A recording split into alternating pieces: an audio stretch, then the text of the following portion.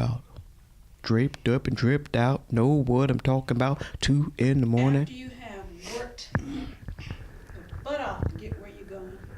Vacation, talk about vacation. No. Yes. Vacation. Oh, I can talk about vacations all day. We talking about, whew, I work hard today. So time for vacation. One day out of 365 days. Staycation. They don't need a staycation. They need to. You could use a vacation. Work your plan. You could use a vacation. That's because Exactly. Your butthole wouldn't be so tight.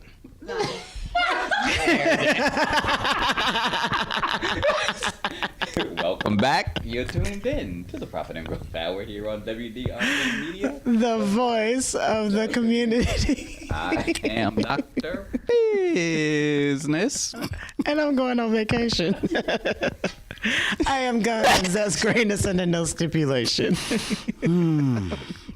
Family, if you're just tuning in, Sorry. sorry about the sidebar conversation. Certain things that just shouldn't be talked about over the air. We didn't know we were live. Sorry about that. Yeah. Yeah. But we're back, and we're just so glad to be in the midst. If you're just tuning in, yes, we were talking about Guns singing the national anthem. We were here, talking about vacations. live on. Not during the previous segment. Not singing the national anthem. I'm gonna take a knee. You a singer. I'm gonna take a knee. Oh Lord. And then you'll never be welcome back at the radio station. It just don't make no sense. Anyway, we talked about in the last segment writing down your plan, planning your work, working your plan, making sure that we're not just good starters, but we're also good finishers, and we bring to completion the things that are on our things to do list. As we ended the segment, it came. Were you okay? Our producer been drinking. She got hiccups. Exactly. She got something going on. I don't know. If the camera tilts, we know who's lit in the studio. Lord have mercy. Told you not to pick her up on the side of the street corner and bring her to the... But you didn't want to pay anybody, so I had to get what I could get. Okay, I understand. All right. We'll try to work with it. You get what you don't pay for. So family, making sure that we finish that which we complete, but then how does a person know what their purpose is? How do they know what their calling is? You had mentioned before going to break that where you can sing, but you don't consider yourself a singer or don't want to be a professional singer. Right, I don't have and you an don't interest want, in you that. know, put out EPs and albums and all this stuff and be on stage and be the next, you could be the next Beyonce, you know? From Wakanda. It's a lot more melanin in this. But that's a twist. That's marketable. And I don't want to be a singer. I don't no, want to be a Beyonce. I'm gonna dress up like Black Panther, and you can be on stage, and I'll be like in the back. I'll be one of the background singers, the backup singers. Dancers. I'll be one of the backup singers. Figure out what your job is first, and I'll let you know if the show working this work. out as we, you know, it's called brainstorming. I'm gonna dress up in a Black Panther outfit. I'm gonna be in the back, and I'm gonna be your backup dancer. You're gonna be in the front with your red bottom stilettos like I see you be wearing, and you're gonna be out entertaining the crowd and stuff, because that's what you do. And you got a beautiful voice, so that'll be like our gimmick. Beyonce from Wakanda, brought to you live by Black Panther at a theater. So I'm gonna be Beyonce. Yeah, however, as long as the check clear. Yeah, whoever you want to be. And y'all don't be taking my idea, okay? Please take it. I know they're gonna I'll sign off on it for They're gonna get sued by Beyonce. They're gonna get sued by Wakanda. They're gonna get sued by Black Panther. Everybody gonna sue them. And be trying to look for this episode. They'll be like, they told me to do it. Don't do it. Don't do it. Don't do it. What you Not said? at all. No, our producer is the actual singer, so I am not going to. That's true, because we were interviewing Bishop Hezekiah Walker, and she was so wanting to let him know that she could sing, and that she sang in his choir, and that she gonna be the next Tasha Cobb. Right. And she tried to slip him a demo that she didn't have, so she missed out on that opportunity. But she was ready to blow for him. Yeah. I think you should blow. I'll sing backup to you. You back there coughing. A hairball out your mouth. I know. No, but you ask, how do you know what your purpose is? I think for me, you've got to be able to identify what you're really good at and then what you're passionate about. I think that your passion can drive your purpose because everything good's not godly. I may be a great public speaker. However, if every time when I say a good public speaker, I can captivate an audience. I can reel them in, I can pull them in, I can get their attention. So I'm a great public speaker, but if I'm never talking about anything, or if I'm talking about things that actually break apart and cause segregation or distension in an environment, or within an organization, that doesn't mean that I'm the best public speaker, because if that's your purpose, though. But what? Because there are people that bring about hate. Right, but purpose. When I look at purpose, I actually define purpose as something that is enhancing and promoting towards a betterment of something. And the people that are part of the Ku Klux Klan, I'm sure they believe their ideology believes in that killing off certain ethnicities and races, that they are bringing about a betterment, bringing about make America great again, and they believe that this is what I've been called to do. This is a God ordained purpose, and that's the reason why we burn crosses. Right. Again, no. Like I said, people believe what they believe, so it could be for them something in our mind's eye a negative. You're tearing down, you're creating, divisiveness, but in their minds, no, this is exactly how it was supposed to be. This is the intention. Exactly. Right. So whatever that is, even if that is the case, be great at it. Absolutely. And be passionate at it. Absolutely. GP, are you with me? Okay. Oh, yeah. My mother told me, now that I'm older, she used to always tell me when I was a kid, you can do anything. You can do anything. My parents were very supportive. But fail. And yes. See? Let me tell you, a bad grade will get you a whooping. That's right. You can fail if you want to, but you're going to suffer consequences. But she used to always tell me, you can do anything. And they would instill that in me. So whenever I took a challenge on, I believe I was taught and nurtured that I can do anything. So once I got older, and I was like, hey, Mom, I'm going skydiving. Hey, Mom, I'm swimming with the shark. She was like, I don't know if I did a good thing telling you could do anything. Because my norm is not everybody else's norm. That is true.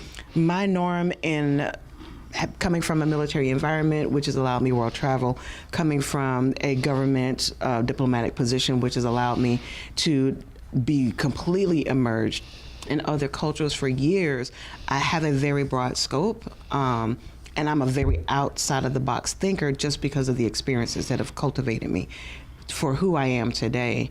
So when I think about, folks being able to do whatever they want to do and their passions and their desires, I am not one to down anyone for their opinion or their ideology.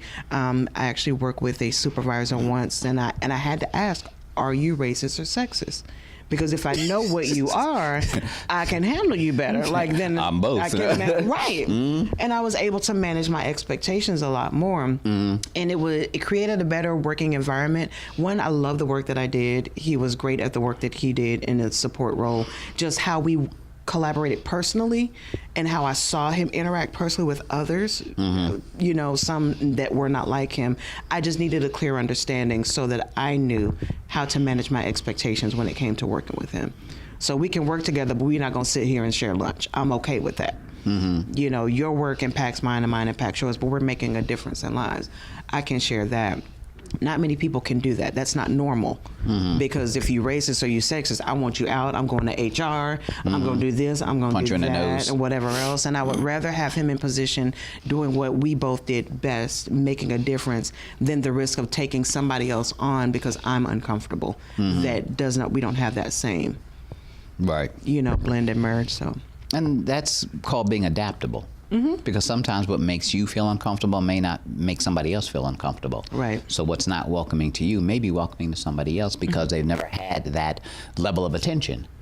before, and now they embrace it because here's somebody that really appreciates me for who I am as an individual. Right. So based upon our experiences, based upon our upbringing, based upon our education, we've all gone through different paths, which lead us to where we are today, which then allows us to be more tolerant or less tolerant of others based upon those experiences.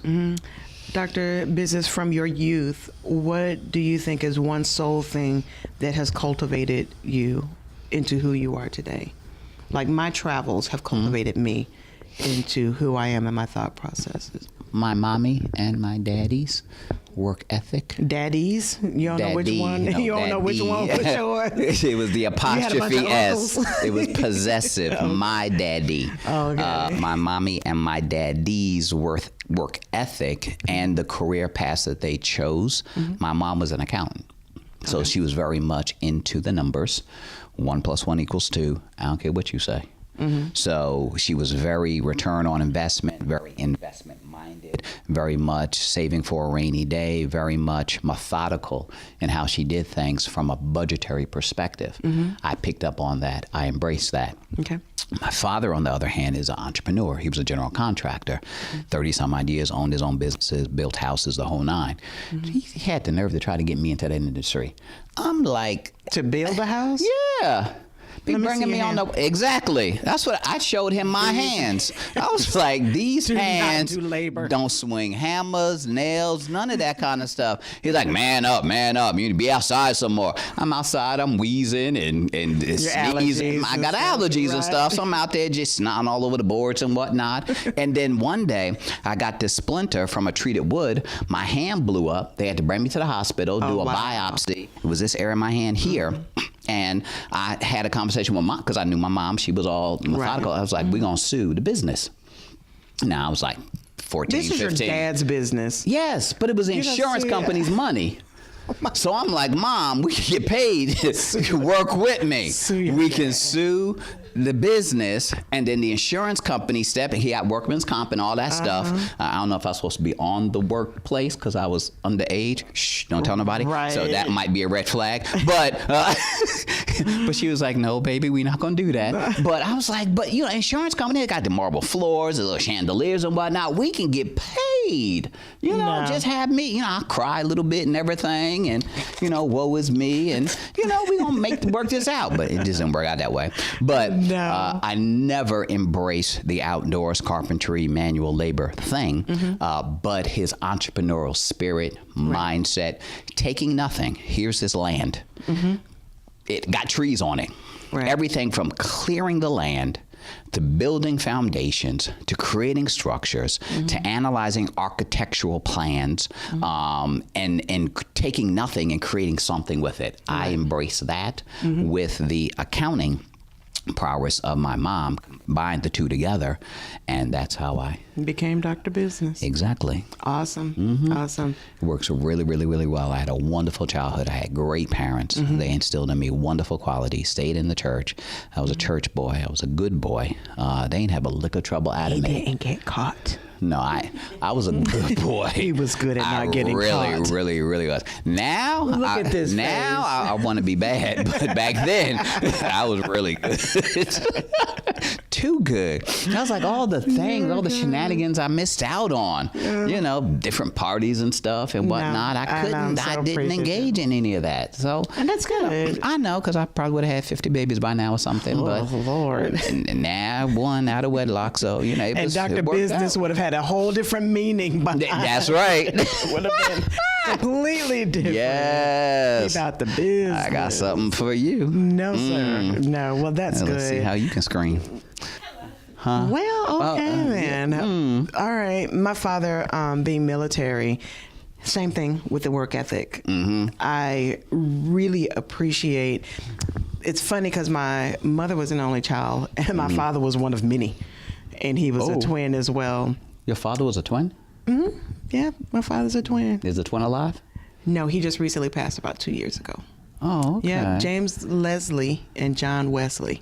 You serious? I am serious. I had no yes. idea. And you got to nobody show me a does. picture. They are not identical. They're fraternal. When they, I guess is what they call it. Well, my father, they both went into the military, but my Uncle John, he didn't stay in, drinking and, just a carefree lifestyle. My father, who was military regimented, workout, sit-ups, push-ups, very gung-ho, very straight edge cut, not the fro type stuff. So you wouldn't look at them. You can look at them in the face and tell they're twins, but physically, you could tell that one lived a hard life and the other one lived. You were disciplined and you were not. Right. Okay. But with having the two of them in our household and me being the first for 7 years, it was very interesting to me to see the dynamics of how they struggled to join in the middle.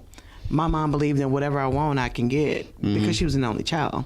My father, his thought process was we can't spend it, we can't eat it, we got to create a bomb shelter, we got to put it away and save it for a rainy day. Exactly. Because you never know. The zombie apocalypse is going to come. Exactly. That's right. Exactly. Prepare now. And Zombie then being apocalypse. a child caught in the middle of that, you knew who to ask for what. That is true. If it was not that important, well, of course I'd ask my dad, or if it was school related or something. But if it was go here, do that, spend money, it was always mom. Okay. But his work ethic gave me a strong foundation. And he's very black and white. It's very rules and regulations. It's very policy and procedure, which I appreciate. But then my mother's cultural experience and her desire to have us explore the world and see different things helped me realize that although it's black and white and very regimented and there's a policy and a procedure for it, there are parameters around it that permit you to go outside of that. So I think that I've fallen into a healthy place in life. The same thing from having both of my parents. So to our listeners, I would just encourage you that if you have children and the Bible says train up a child in the way that they should go, and when they get old, they shall not depart. But if you're training them wrong. Yep. They're not going to depart from that either. Crackhead. So I just encourage you to get along with the baby's father and the baby's mother if you're in that sort of a household. For the sake of the child. For the sake of the child, because y'all don't gotta like each other. Creating and building a little person that will become an adult that will either be an asset or a detriment to society. Right. Stop creating dysfunctional children. Please do. Please. Love on them, pour into them, train them, teach them. Give them words of affirmation, encourage them. Absolutely. Love them. Pat them on the back. I once heard a preacher say, discipline is on the butt and praise is on the back. We're quick to swack them on the butt and spank them if they're not doing something right, but very slow to encourage and say, good job, well done. Because if you don't do it, they'll find a gang member, they'll find someone in the wrong light that will give them that affirmation as well. Absolutely. Family, you're tuned into the Profit and Growth Hour here on WDRB Media. I'm here with Guns, greatness under no stipulation. And they can get in contact with you how? By all means, reach out to me. I'm on all social media platforms under Guns Total Wellness. That's GUNS TOTALWELLNESS. That's the website, Facebook, Instagram, or you can reach out to me directly at 980-239-7819, or just call here at the radio station, 877-342-7770 for all of your health and wellness needs, both corporate and financial, business, and spiritual, relational. Whatever sick, let me know. We gonna make it better. You're tuned into WDRB, the voice of the community. You hit that because I missed you. April, baby.